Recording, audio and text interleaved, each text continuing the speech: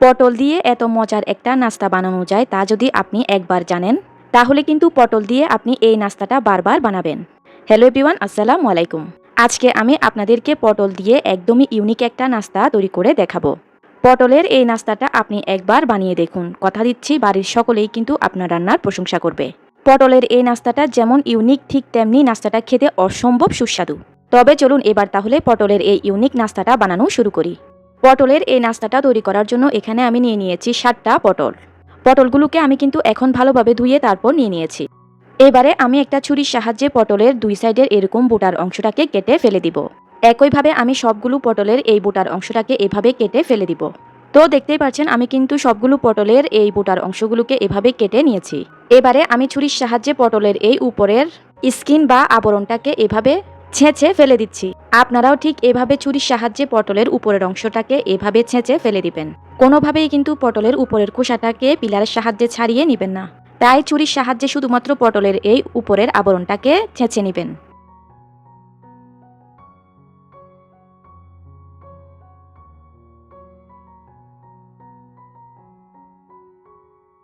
এবারে এখানে আমি একটা গ্রেটার নিয়ে নিয়েছি। আপনাদের বাসায় যে গ্রেটারটাই রয়েছে সেই গ্রেটারের এরকম ছোট মুখটাই নিয়ে নেবেন। এবারে আমি এই গ্রেটারটার সাহায্যে একে একে করে সবগুলো পটলকে এভাবে গ্রেট করে নিব।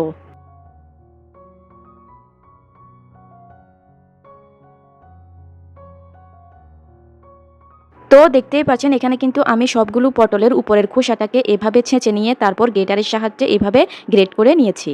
পটলগুলোকে কিন্তু এরকম ঝুরঝুরে করেই গ্রেট করে নিতে হবে।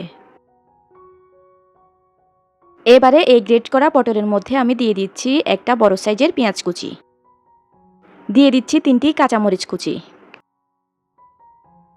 দিয়ে দিচ্ছি কিছুটা ধনিয়া পাতা কুচি।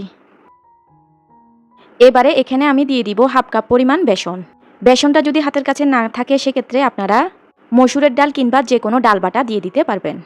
দিয়ে দিব হাফ চা চামচ পরিমাণ মরিচের গুঁড়া, দিয়ে দিব 1 চা চামচ পরিমাণ ধনিয়া এবং জিরার গুঁড়া। এবারে দিয়ে দিব হাফ চা চামচ পরিমাণ হলুদের গুঁড়া, দিয়ে দিব 1 চা চামচ বা স্বাদ অনুযায়ী লবণ। এখন দিয়ে দিব 1 প্যাকেট ম্যাজিক মশলা। এই ম্যাজিক মশলাটা দিতে পারলে স্বাদটা অনেকাংশেই বেড়ে যায়। তাই এই ম্যাজিক মশলাটা হাতের কাছে থাকলে অবশ্যই দিবেন, আর না থাকলে না দিলেও চলবে। এবারে আমি হাতের সাহায্যে সবকিছুকে আলতোভাবে মেখে নিব। এ পর্যায়ে কিন্তু বেশি জুড়ে জুড়ে মাখানো যাবে না, সেক্ষেত্রে কিন্তু পটলের থেকে অনেক বেশি পরিমাণে পানি বের হয়ে যাবে। তাই অবশ্যই হালকা হাতের সাহায্যে এগুলোকে মাখিয়ে নিতে হবে।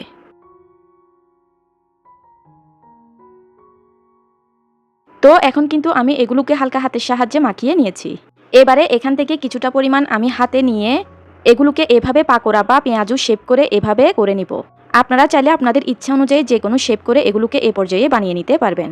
আমি এভাবে পেঁয়াজু বা পাকোড়া শেপ করে এগুলোকে বানিয়ে নিচ্ছি। একইভাবে আমি সবগুলোকে এভাবে পাকোড়া শেপ করে বানিয়ে নিব। এবার আমি এগুলোকে ভেজে নেওয়ার জন্য চলে যাব চুলায়। পটলের এই পাকোড়াগুলোকে ভেজে নেওয়ার জন্য চুলায় এখানে আমি একটা প্যান চুলার মিডিয়াম টু লো হিটে বসিয়ে দিয়েছি। এবারে এই প্যানের মধ্যে আমি দিয়ে দিচ্ছি পরিমাণ মতো সয়াবিন তেল। পটলের এই পাকোড়াগুলো ভাজতে কিন্তু খুব বেশি পরিমাণ ডুবো তেলের প্রয়োজন নেই। ঠিক এরকম অল্প পরিমাণ তেল দিয়েই এগুলোকে ভেজে নেওয়া যায়। তেলটা গরম হয়ে গেলে এবারে এই তেলের মধ্যে আমি বানিয়ে রাখা পটলের পাকোড়াগুলোকে এভাবে একটি একটি করে দিয়ে দিব। ভিউয়ার্স, আমার রেসিপিটা যদি আপনাদের কাছে একটুও ভালো লেগে থাকে তাহলে কিন্তু ভিডিওতে একটা লাইক দিয়ে দিবেন, আর এই ভিডিওটা আপনাদের ফ্রেন্ডস অ্যান্ড ফ্যামিলির মাঝে বেশি বেশি শেয়ার করে দিবেন। তো আমি কিন্তু সবগুলো পটলের পাকোড়াকে এই তেলের মধ্যে দিয়ে দিয়েছি। এবারে চুলার আঁচকে মিডিয়াম টু লো হিটে রেখে আমি এগুলোকে এপিটোপিট উল্টিয়ে পাল্টিয়ে ভেজে নিব।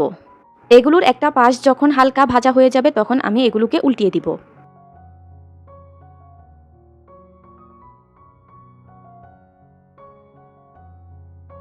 তো আমার সবগুলোকে উল্টিয়ে দেয়া হয়ে গিয়েছে। এবার আমি এই অপর সাইডটাকেও ভেজে নিব। অপর সাইডটাকে কিছুক্ষণ ভেজে নেওয়ার পর আমি আবারও উল্টিয়ে দিব। পটলের এই পাকোড়াগুলোকে এরকম লালচে কালার করে ভেজে নিতে হবে। পাকোড়ার দুনো পাশকেই এরকম লালচে কালার করে ভেজে নিতে হবে। চুলার আঁচকে মিডিয়াম হিটে রেখে এগুলোকে সময় নিয়ে একেবারে মুচমুচে করে ভেজে নিতে হবে। প্রায় বেশ অনেকক্ষণ সময় পর্যন্ত এগুলোকে উল্টিয়ে পাল্টিয়ে এরকম কালার করে ভেজে নেওয়ার পর এবার আমি এগুলোকে ভালোভাবে তেল ছেঁকে নিয়ে একটা প্লেটে উঠিয়ে নিব। আপনারা দেখে নিশ্চয়ই বুঝতেই পারছেন যে ভেজে নেওয়ার পর পটলের এই পাকোড়াগুলোকে দেখতে কতটা লোভনীয় লাগছে। আর পটলের এই পাকোড়াগুলো কিন্তু খেতেও অসম্ভব সুস্বাদু। তো ভিউয়ার্স, দেখতেই তো পেলেন পটল দিয়ে কিন্তু তৈরি করে ফেললাম অসম্ভব সুস্বাদু পটলের পাকোড়া। এই পাকোড়াগুলো খেতে এতটাই বেশি মজার হয় যে এগুলোকে আপনারা নাস্তা হিসেবে যে কোনো সস দিয়েও খেতে পারবেন, আবার সাদা ভাত দিয়েও খেতে পারবেন। পটলের এই ইউনিক রেসিপিটা আপনারা একবার ট্রাই না করলে বুঝতেই পারবেন না যে এটা খেতে ঠিক কতটা সুস্বাদু। যারা কখনো পটল খায় না তারাও একেবারে পটলের এই নাস্তাটা চেয়ে চেয়ে খাবে। আর পটলের এই নাস্তাটা যদি আপনি একবার বানান তাহলে কিন্তু আপনার বারবার বানাতে ইচ্ছে করবে। তো ভিউয়ার্স, আমি আশা করছি আমার আজকের এই পটলের ইউনিক রেসিপিটা আপনাদের সবার কাছে বেশ ভালো লেগেছে।